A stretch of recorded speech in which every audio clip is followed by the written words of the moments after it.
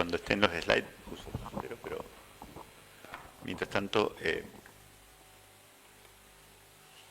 no es tan importante mi presentación, así que no hay problema. Mi apoyo visual, digo.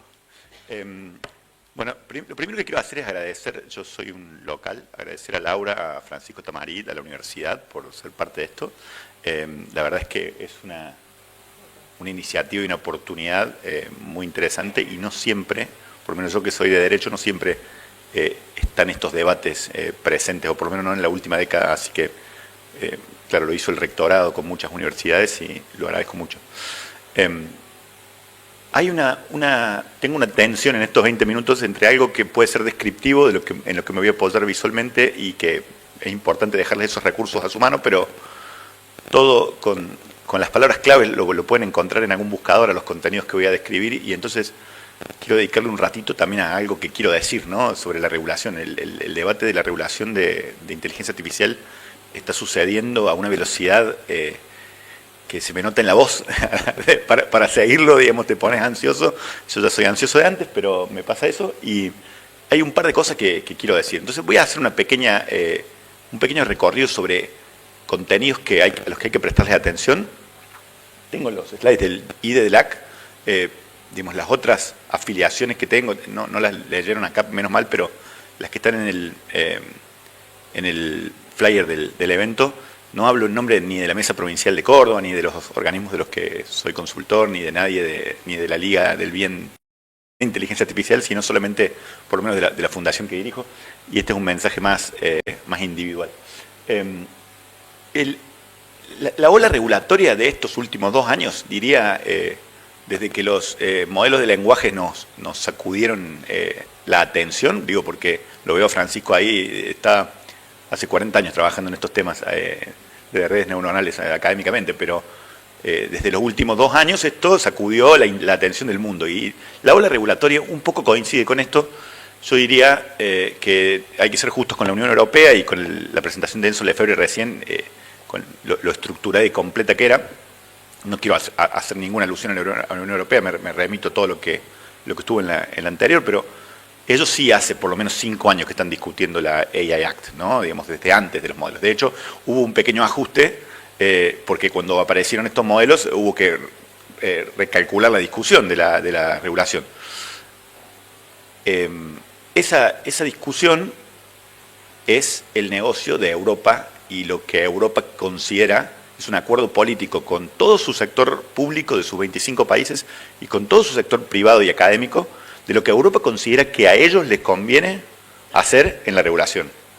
Y recién estaba sentado al lado de Luis Galassi, el presidente de Argencon, que está en un panel siguiente, y en realidad ya había hablado con él otras veces y vi sus presentaciones, y escuchaba, digamos, el murmullo de esto va a frenar la innovación, ¿no? Digamos, como que no se podía contener en decirlo, ¿no? Casi que él me lo decía al oído, pero quizá para nosotros no sea ese negocio, pero lo que sí podemos, me parece que extraer de Europa en esta que me parece un aprendizaje interesante, es que a lo mejor les sale mal, pero ese es su negocio y lo discutieron por 5 años con su sector privado y su academia, y Argentina no está teniendo una discusión estructurada ni a nivel nacional, a nivel provincial. En Córdoba estamos intentando un poco, pero es algo embrionario, y me parece que digamos, tenemos una tendencia en otras regulaciones como las de protección de datos y ciberseguridad, lo hemos intentado así, de inspirarnos en la evolución de otros, y esta vez yo lo desaconsejo mucho, a que nuestro modelo, nuestro negocio sea un panorama muy completo, que además se lo podemos copiar. Mirá, esos slides eran magníficos, ¿no? Entonces, hasta podemos tardarnos menos de 5 años en llegar a tener una regulación en riesgos como la de la Unión Europea, y no es nuestro traje a nuestra medida. Pero antes de los modelos de lenguaje, antes de los modelos que sacudieron la atención del mundo, hubo 5 años de debate sobre la ética, ¿no? Era una zona de confort hermosa, porque la regulación estaba lejos, ¿no? A mí no me parecía hermosa, pero digamos, era para todos los actores del ecosistema de la gobernanza de Internet, o del ecosistema de las empresas, que las empresas son, digamos, tecnológicamente y en poder de lobby más poderosas que todos los otros actores en estas discusiones. Los fuimos viendo crecer, y en las discusiones de ética, en los debates éticos, yo estuve muy involucrado en uno de los procesos, que no lo cito tanto, digamos, en el de la UNESCO lo comparo con otros, pero más o menos en el 18 empieza con una declaración en Montreal, que es la de estos 10 principios. Esta declaración tiene, es como la primera aproximación institucional a, che, este tema va a traer impactos sociales muy grandes. Porque científicamente la inteligencia artificial era algo ya con muchos años de desarrollo, pero el impacto social se empezó a ver o se empezó a institucionalizar. Yo diría que ese es el hito. Es una especie de wish list, ¿no? Es una declaración por un mundo mejor. Yo creo que hay una ola superadora en el 21. Voy a avanzar en... Yo dejo estos slides así porque pueden con un clic llegar al contenido de esto, digamos.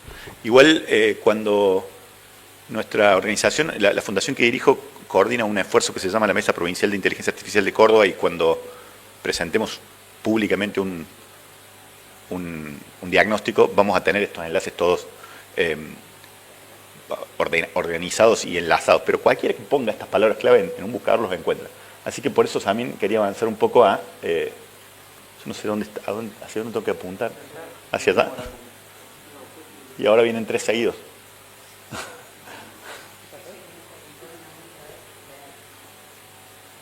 No es para ansiosos esto, claramente, pero bueno, decía entonces que tenemos una ola de... si no me los pueden correr. Bueno, el punto es que hay desde el 19 al 21, 22, una serie de declaraciones de principios. Ahí está perfecto. ¿Sí?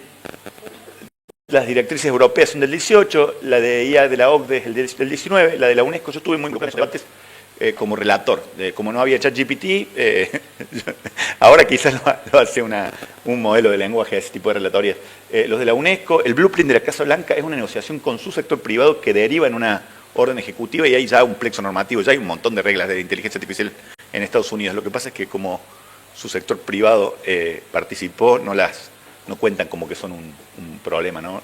Y el Human Center AI de Stanford es como el think tank más importante quizá del mundo. Ahora sacó un índice de vibrancy, no sé cómo decirlo en español, de cómo va cada país en inteligencia artificial. Es como los que más hablan de este tema, ¿no? Y yo digo, cito estas tres declaraciones de principio, ya es un poco más que Montreal, porque ya tienen como cierta negociación. Entonces ya no dicen, quiero un mundo mejor, y nos juntamos entre los que creemos un mundo mejor y decimos, tenemos que tener todos estos principios, sino que ya tienen algunas características. Ahí está, estas. Puntos en comunes. Reconocen el tema de que hay sesgos tanto en la captación de los datos como en el procesamiento o en el tratamiento de los datos, y la transparencia algorítmica que ya venía, explicabilidad es el concepto más interesante.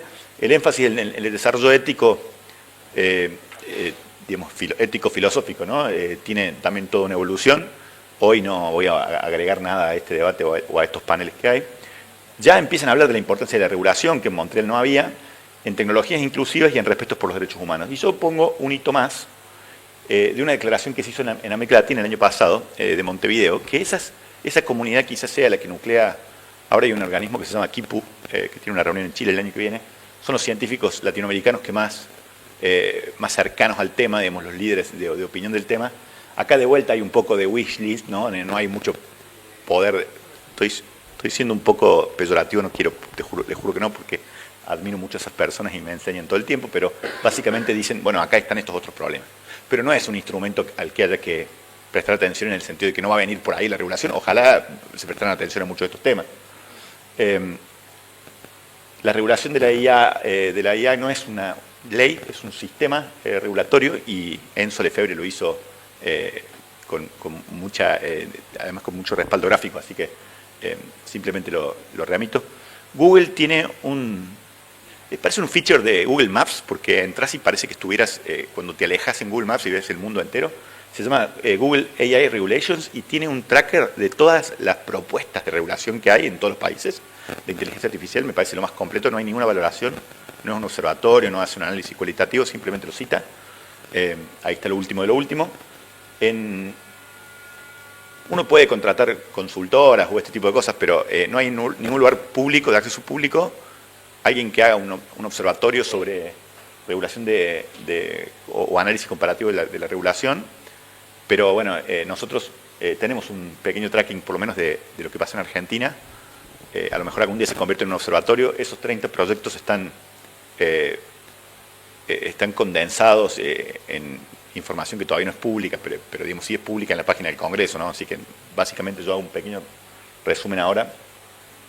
Yo diría que el Congreso argentino está en una situación de apetito regulatorio con el tema de inteligencia artificial, porque tenemos desde entre el 23 y el 24, 6 propuestas de modificación del Código Penal, 14 proyectos que son, yo digo, troncales o esenciales, son todas palabras mías estas ya, o institucionales de la Fundación, ¿no? Pero digo, son proyectos que si se aprueba uno, ya tienen un cambio importante sobre el ecosistema. Y si se aprueban dos al mismo tiempo, tienen disonancias o superposiciones que son, o algunas claras contraposiciones que son incompatibles.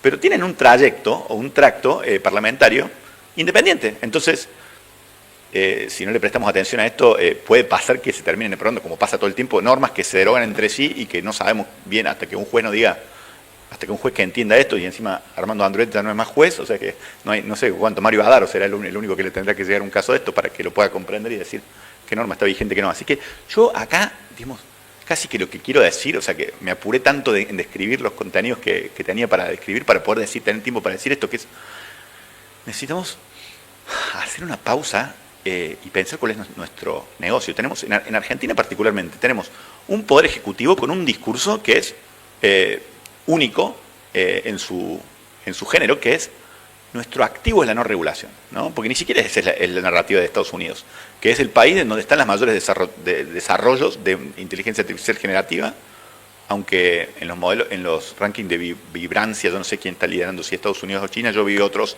donde me parece que China está liderando en algunas áreas muy importantes, pero aún los que lideran la batalla del desarrollo, por así decirlo, no dicen que la no regulación es un activo, pero Argentina lo dice. Y al mismo tiempo tenemos apetito regulatorio en el Congreso.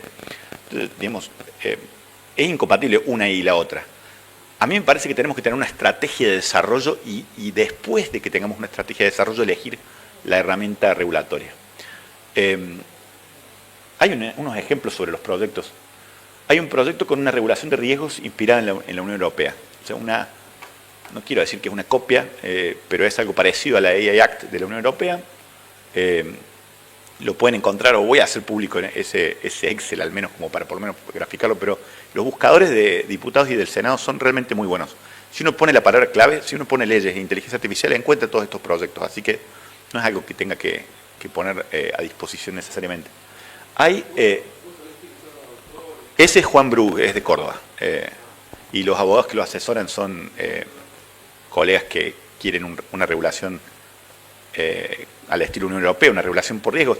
Ahí hay un tema que es que, ok, hay abogados que piensan que eso es buena idea y se puede discutir, pero ¿qué va a pasar con nuestro ecosistema innovador, con nuestro ecosistema emprendedor? ¿Qué necesitamos nosotros que pase con una regulación de inteligencia artificial? Esa discusión no se dio, digamos, ciertamente no la tuvieron en cuenta los que hicieron ese proyecto. Yo no lo quiero valorar negativamente, me parece una buena copia del proyecto europeo, pero, o sea, lo leyeron, lo estudiaron, lo entendieron. Google y Meta dicen que están cómodos con una regulación de riesgos. También es cierto que la regulación europea, digamos, me encantaría estar en el mismo panel que Galeazzi, o por lo menos en un café con... Yo no sé hasta qué punto va a frenar la innovación, realmente no lo sabemos, pero si yo fuera un defensor del sector privado también diría eso, porque hay tantas veces, o sea, hay tantas olas previas en donde las regulaciones fueron torpes y, digamos, las regulaciones torpes después no se pueden retrotraer tan fácil. Entonces, bueno, paremos la pelota o esto va a frenar la innovación. Yo lo entiendo, Globant dice eso, on the record, nuestros unicornios participan un poco de esa visión también, no solamente la de las cámaras nacionales. Pero Google y Meta, digamos, yo no sé si es porque ya tienen un nivel de desarrollo con Gemini y con Llama que hace que bueno, regulemos por riesgo y con tiers, total yo ya sé cómo adecuarme y los que quieran competirme y tengan menor estadio de desarrollo van a tener que adecuarse a una regulación restrictiva. Pero lo cierto es que no es mala palabra necesariamente la regulación por riesgos. No me parece tan restrictiva la de la Unión Europea. Me parece que hay bueno, ya voy a llegar a la parte de cómo evalúo la situación argentina. Hay otros sobre readecuación del sistema legal que impactan en protección de datos, que impactan en propiedad intelectual. Esos ya son proyectos de sectores que están buscando sus revenue streams, ¿no? Los de propiedad intelectual y los de protección de datos. Algunos son propositivos y otros son como para relajar. Que es paradójico, hay proyectos de todos los bloques del 24, pero hay proyectos de todos los bloques del 23, porque los bloques del 23 eran de otro congreso que tenía otros bloques parlamentarios, y cuando ves la lista de los bloques que tienen propuestas, están todos los de los dos periodos. Hay una de regulación experimental tipo sandbox, que lo había mencionado también Enzo recién. Ese es un proyecto parecido al que está explorando Colombia. Hay uno sobre presupuestos mínimos para promoción del desarrollo. Esos dos son del mismo bloque y pareciera que se van a... Bueno, me han dicho en algunos pasitos del Congreso, hubo 5 audiencias de diputados en donde se conversó un poco sobre esto. Parece que se van a fusionar, pero serían como un estándar de promoción, ¿no? Hay modificaciones a la ley de defensa del consumidor. Hay un marco general que no es parecido a la Unión Europea, pero que es como una regulación bien comprensiva. Eso es muy creativo. Y hay un convenio, esto me parece increíble, hay una propuesta de ratificar un convenio de la Organización Internacional del Trabajo de los años 60. O sea, la discusión del empleo no tiene que ser tampoco tan apocalíptica, pero ratificar un convenio de la época del welfare state y del pleno empleo en la discusión de inteligencia artificial me parece una gran perlita de por qué estamos en una situación de desconcierto y apetito regulatorio en Argentina. Yo dejo la comparativa ahí. Yo sé que Laura Díaz quisiera que hiciera un desarrollo más profundo.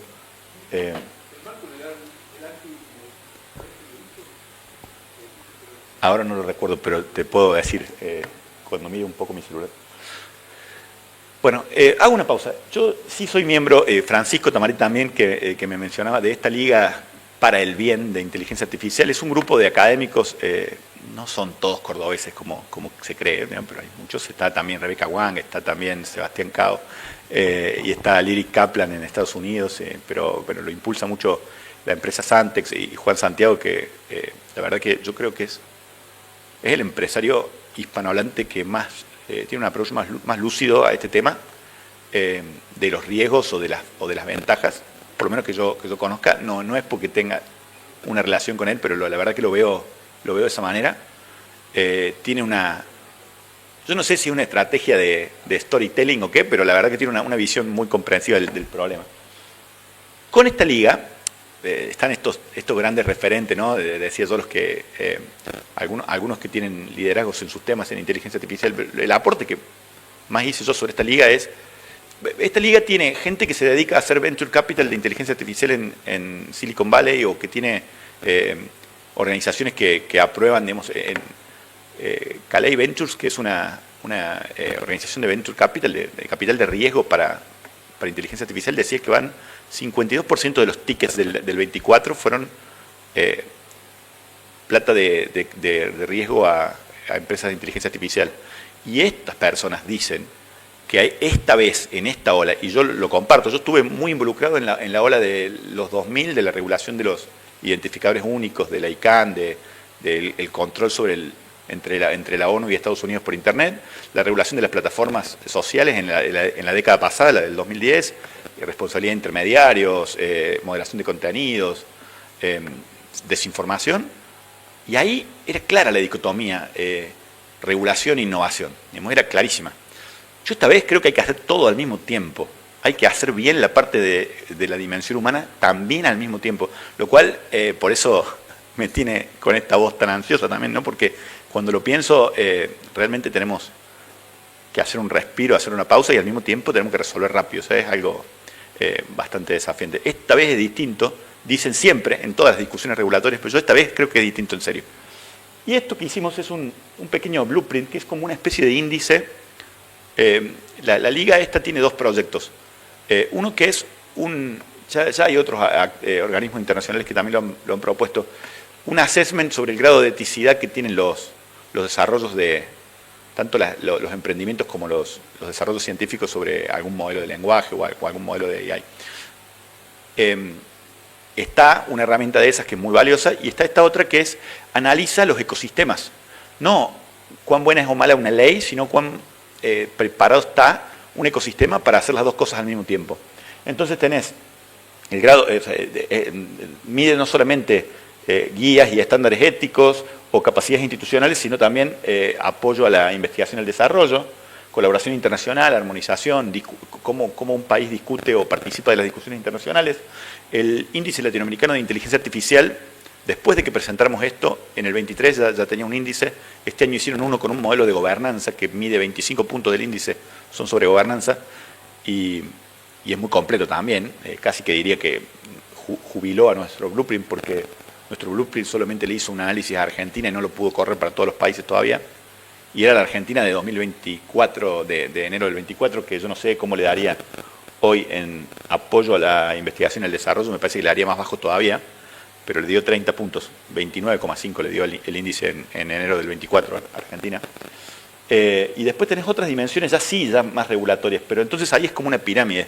Si no tenés una buena regulación, que buena regulación no quiere decir la más restrictiva, quiere decir la mejor que necesites, de protección de datos, ciberseguridad, data governance. Ahí tenía Enzo en su presentación un ecosistema súper completo de cuáles eran todas las regulaciones previas. Europa tenía todas esas antes de hacer la AI Act. Nosotros tenemos un queso gruyère, ¿no? Digamos, nuestra regulación de protección de datos es del 2000. Y nuestra regulación de ciberseguridad es una estrategia nacional del gobierno anterior, con gente que ya no está más en su trabajo. Y tenemos un Poder Ejecutivo que piensa que la no regulación es un activo, y una agencia de acceso a la información o de protección de datos que dice: en marzo vuelvo a mandar una ley parecida a la ley europea de protección de datos. Yo pienso que es una buena idea que se apruebe, pero digo, todavía no está ni cerca de estar vigente. La regulación específica es la cereza de ese postre, es la punta de esa pirámide. Nosotros tenemos que arreglar un montón en América Latina en general, un montón de pasos previos, y tiene que ser parecidos a esa estrategia de desarrollo. ¿Qué queremos hacer o qué queremos fomentar? Bueno, esto también es el scoring que le dio, ¿no?, de los 7 puntos en el caso de Argentina, o cuánto pesaba cada una de las 7 dimensiones en el scoring, pero esto está también en la web. Yo no sé si prefiero que sacar el gráfico para que no miremos un gráfico en los últimos minutos. No sé cuánto me queda, Laura, pero estamos bien. ¿Cuál es nuestra estrategia de desarrollo? Me parece súper interesante, porque tenemos un ecosistema científico que yo diría que en Argentina y en Córdoba en particular tiene unas externalidades, o sea, tiene actores que han estado liderando este tema desde lo científico por décadas. Entonces hay una oportunidad ahí. Tenemos personas, individuos que están liderando sus campos, no solo en las disciplinas, no solo desde lo científico, sino desde la representación de intereses en organismos internacionales en estos temas. Y al mismo tiempo tenemos un ecosistema frondoso de empresas, de startups, de empresas de distintos niveles de desarrollo. En esta reunión que hizo el presidente a inicios de la semana se hablaba de 500.000 programadores. Había todo un debate porque había solamente documentados 150.000. No se sabe cuántos de estos 150.000 en realidad son los que están trabajando para las nóminas de las empresas, y estos 500.000 serán los freelancers que no están registrados o no. Yo a ese número de 500.000 lo escuché muchas veces ya. Córdoba en particular hizo un relevamiento a principios de año y había 200 empresas que enunciaban que tenían desarrollos de inteligencia artificial entre sus portafolios. Pero después, no sé, creo que son 10 las de Córdoba que tienen demanda de HPC, ¿no?, demanda de cómputo. Quiere decir que lo harían en un lugar que no fuera en la nube, ¿no?, digamos, que contratarían esos servicios. Y hace poco vi un tuit que lo quería traer, pero no me parecía muy académico, que decía: si tenés un script en Python que te da acceso a una API de ChatGPT, no tenés una startup de inteligencia artificial, ¿no? Digamos, entonces, me pareció muy llamativo, porque ustedes imagínense, ¿no? Yo hace 20 años que me dedico a esto. En el 2005 hicimos una materia opcional en la Facultad de Derecho de Córdoba sobre la regulación. En ese momento era de los identificadores. O sea, hace 20 años que me dedico a esto, pero no hago tecnología. Cuesta un montón entender qué hay atrás, ¿no? Yo hago IA, ¿no? Soy una startup de IA, que cuesta un montón para los policy makers entenderlo, ¿no?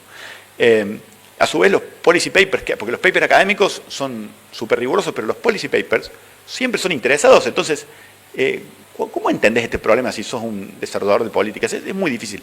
Entonces, ese tuit que vi volando de alguien que se hizo gracioso también, ¿no? Digamos, para mí sí tiene un montón de valor. Si vos integrás, vi hace poco una empresa de Córdoba que le hace atención al cliente a otra empresa, a una fintech importante, y tiene un cobrador, un bot que te cobra deudas y te habla por teléfono, que obviamente es una API de OpenAI, pero realmente hay un valor agregado muy importante ahí, digamos, yo no diría que no.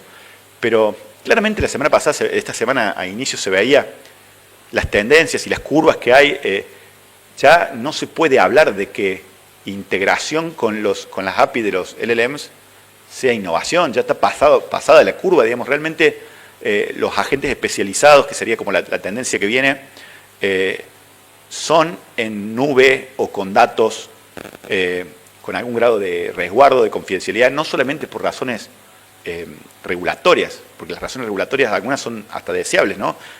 Nuestro ecosistema de salud o de justicia no van a entrenar, están probando, en la justicia provincial de Córdoba están probando con un servidor llama que es abierto tecnológicamente, pero que uno no sabe qué hacen con los datos. Tiene que haber agentes especializados que hagan innovación para el consumo de algunos servicios que no se pueden hacer vía API de uno de los grandes modelos, porque además son un montón de parámetros para entrenar y quizá con menos o haya modelos más competitivos con más valor agregado. Esa discusión recién empieza. De hecho, a nivel nacional no empezó. Y cuando Demian Reidel dice que hay que hacer un salto de rana tecnológico, y se le ríen en las redes sociales, tiene razón, hay que hacer un salto de rana como hizo Kenia con los pagos móviles, ¿no? Digamos, no tenían moneda de papel, ¿no? Y pasaron a pagar con móvil y resolvieron el problema, ¿no? Digamos, tenemos que hacer un salto de rana, pero desde el punto de vista tecnológico al último paso, pero desde el punto de vista de los pasos, el debate no se puede saltar temas. El debate sí tiene que evolucionar. Tenemos que saber a qué nos vamos a dedicar, en dónde vamos a tener agentes especializados con modelos entrenados localmente, con datos locales, con HPC, con infraestructura de supercómputo, con inversión estratégica local, con retención del talento. El índice latinoamericano dice, el que no computa no compite. Me robé esa frase, pero la dijo una política de Chile antes. Y también dice que la retención del talento es más importante que la generación. Y la verdad que no estamos ni cerca de abordar ese problema. El salto de rana hay que hacerlo, pero los pasos de la discusión regulatoria, ya terminé, es esto. Hay que hacerlos, no nos los podemos saltear. Con eso termino. Gracias.